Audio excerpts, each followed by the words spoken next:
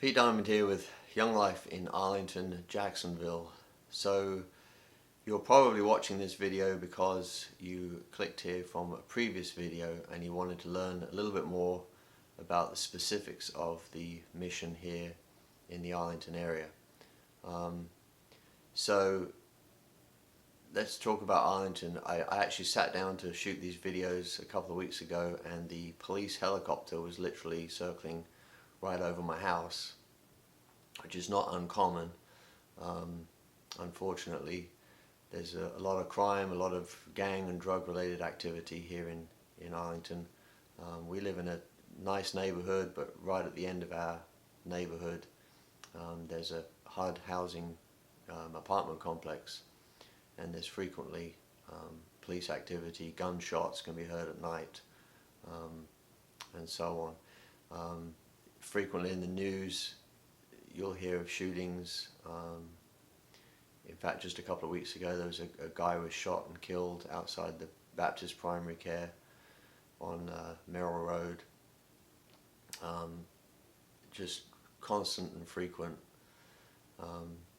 Jordan Whitmarsh sent an email. She's the lady that runs the Young Lives ministry and has several of the girls, teen moms who are at Terry Parker are part of that ministry, and she sent just a sad email about how two of the girls in her care lost the fathers of their babies.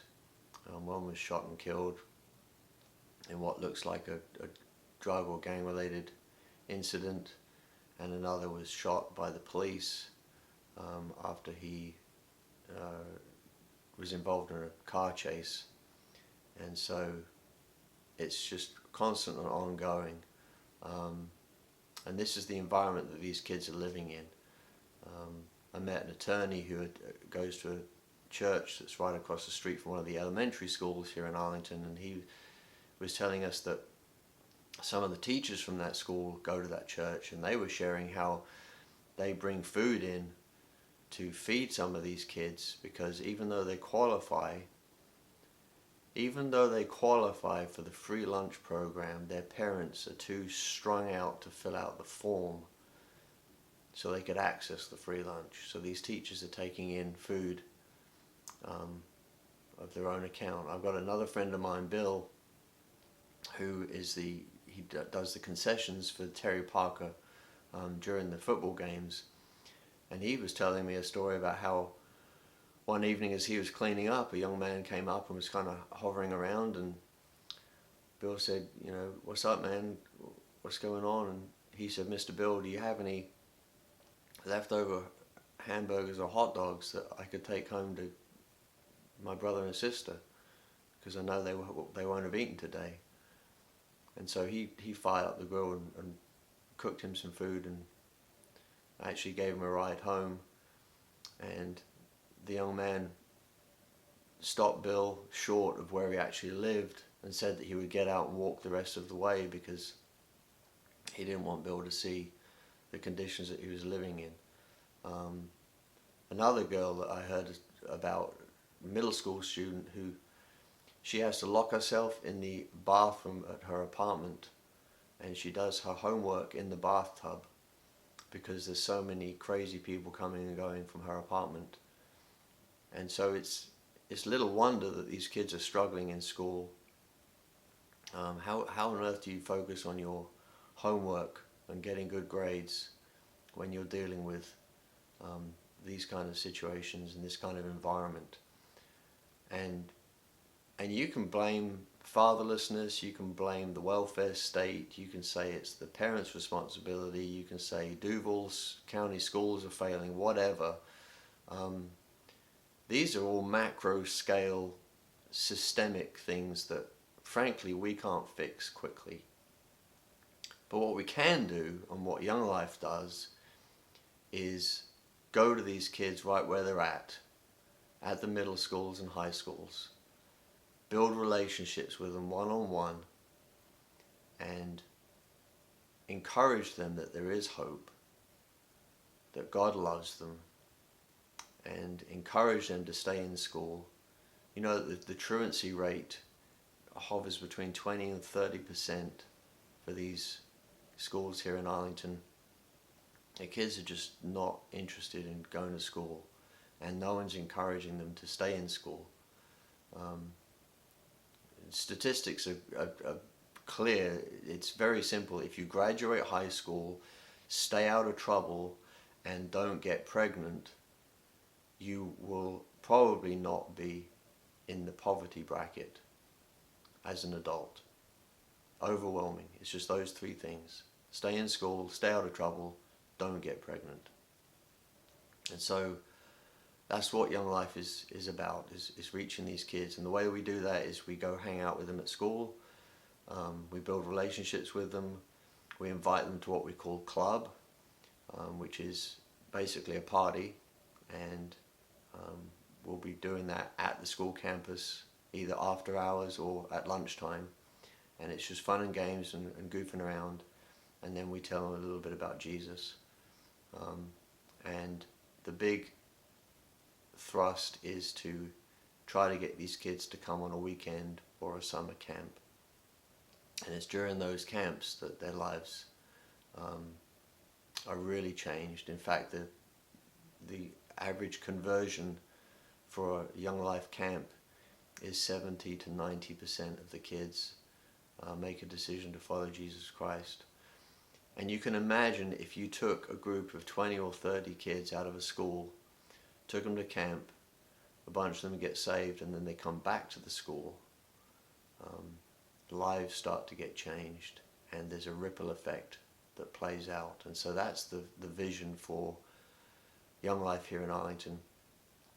We want to have student leaders reaching these kids, ministering to these kids at Arlington Middle, Fort Caroline Middle, and Terry Parker High School. Now, Young Lives is currently working at Terry Parker High School with the teen moms, and they've got a really good reputation with the school administration. And so our hope is initially to probably go into Terry Parker with Young Life and reach out to the rest of the student body there that are not involved with the Young Lives ministry. And so these are the kids that the church isn't reaching. Young Life is a parachurch organization. We're not associated with any particular denomination. And it's not because the church isn't trying, I'm not saying that, but the bottom line is it takes focus, and it takes somebody who's willing to give up everything else and become a domestic missionary and focus their time purely and solely on individual kids right where they're at. And so that's what we're going to do. That's what I'm going to do. Now, this was not on my radar at all. In fact, if you want to learn the story about how I got involved in this in the first place, you can click on the video that says Great Banquet Story. And that tells the story about how I met Robert Morris and heard about Young Life in the first place, and was invited by Robert to pray about becoming the area director for Young Life. And so you can watch that video if you'd like to hear more about that. But the Lord told me on a missions trip 7 years ago to start this business that I currently run, and that was my plan, to build the business up, to have a nice 6-figure income and some employees, and that was the vision, and that was the direction we were moving in until God got a hold of me and called me into this. So this is not something I took lightly, by the way. I've got several friends at church who I know and trust, and I ask them to all pray for me and pray about this calling specifically. And over the course of 6 months, they each came back to me and said, you know what, Pete, we've been praying about this, and we really think this is what God's calling you to do. And so that's when I started praying earnestly about it. And yeah, this is what we're going to do. So what do we need? Well, there's a great story in the Bible, I'm sure you're familiar with it, of the 4 friends who lowered their paralyzed friend. They tore open the roof of the house where Jesus was, and they lowered him right down in front of Jesus. And that 4 friends picture is a great analogy of the 4 friends that Young Life needs in order to do the ministry. The first group of friends is those who pray. And we know that anything of any significance that God does is always birthed in prayer. And I know that a lot of you watching this video have probably come here from the 100-day prayer vigil that we started last year. And so that's the first group of people we need, is those who can pray for the ministry, for the kids, for me and my family, and for finances and all of that good stuff. The second friend that we need is those who can go. So we're looking for college students who love Jesus, who love kids, that would be willing to spend some time on the high school and middle school campuses, reaching these kids. Maybe you're a retired business owner or teacher or athlete or whatever, and you've got some time to spend a few hours a week. Maybe you're a stay-at-home mom. Whoever you are, if you have a passion for Jesus and for reaching these kids that are so desperately in need of love and attention from adults who genuinely care about them, we need you. The third group of people that we need are those who can give. And it's funny because I was driving down the road and I saw a billboard ad, and it said unlimited car washes for $20 a month. And I was like, wow, you'd wash your car that often that would be a deal. But maybe you could support Young Life, have a dirty car, and support us at $20 a month. We're fortunate already that we've raised $20,000, and we've got pledges for an additional 10. Some people are giving $20 a month, $10 a month. Some are giving $500 a month. We've had a few people that were able to give us one-time gifts of $5,000. We're also going to have corporate sponsorships available for $10,000 a year for businesses that would want to partner with us. So if that's something that you could do, pray about joining and partnering with us financially as we step out. Like I said before, I'm all in. I'm going to get rid of the business. We've got a complete change of direction for my family, and my wife's on board.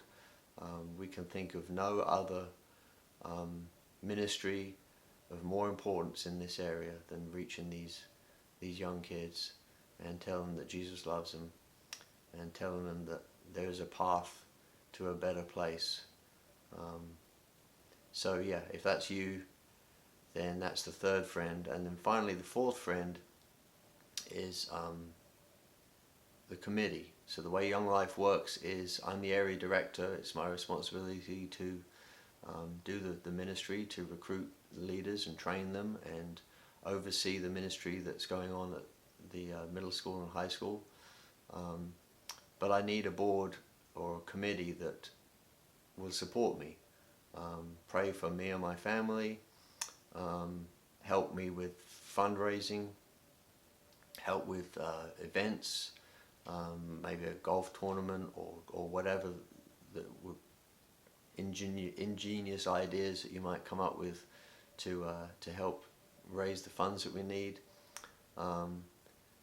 Our first year budget is $125,000, and that's just to cover the expenses. And then beyond that, as we add staff, which is what we're looking to do long term, we're going to need to be able to cover that as well. And then there's camp scholarships that we're going to have to figure out. A lot of these kids don't have the finances to dream of paying $600 or $800 for a week's summer camp. So we're going to have to help them figure out ways that they can raise the money, and so maybe you could partner with that as well and come and serve on the committee level. So 4 friends: praying, going, giving, and leading. And if that's something that resonates with you, if you have any interest in that, if you want to have a cup of coffee with me or lunch or whatever and sit down and talk about it, I'm available. I would love to meet with you. My contact information is in the description below. You can shoot me an email. If you want to sign up for the newsletter, there's an email address down there that you could sign up to be part of that and just be kept up to date with what's going on with Young Life in Arlington. And in any case, I just thank you so much for taking the time to watch this. I really appreciate the prayers and the support, and I pray that God would richly bless you. Thanks for watching.